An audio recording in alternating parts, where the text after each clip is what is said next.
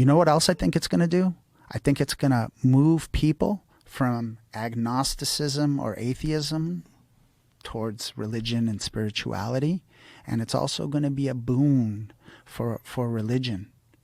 And which is wild to think about, right? Wild. Yeah. Wild. Have you ever heard of John Marco Allegro's book, The Sacred Mushroom and the Cross? No. It's a book that he wrote after he was one of the people that was he was contracted to decipher the Dead Sea Scrolls. It was like a 14-year job where they were deciphering the Dead Sea Scrolls, and he was the only one on the committee that was agnostic.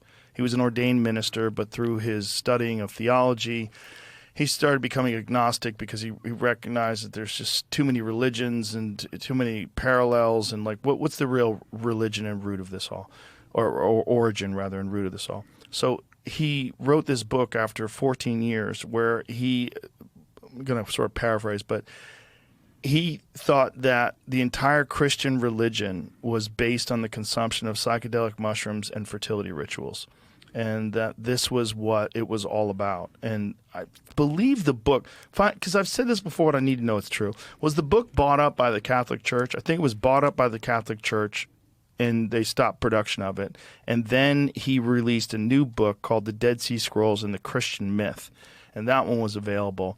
But then, since then, they've republished both of them? Yeah, both of them. Okay. But the big one was The Sacred Mushroom and the Cross, because that was the one that was kind of very difficult to get. And I have a couple copies of it, but they're original copies that I had to buy online. Okay. And it's a I'll fascinating have to check book. that out for it's sure. a fascinating book because he translates, or he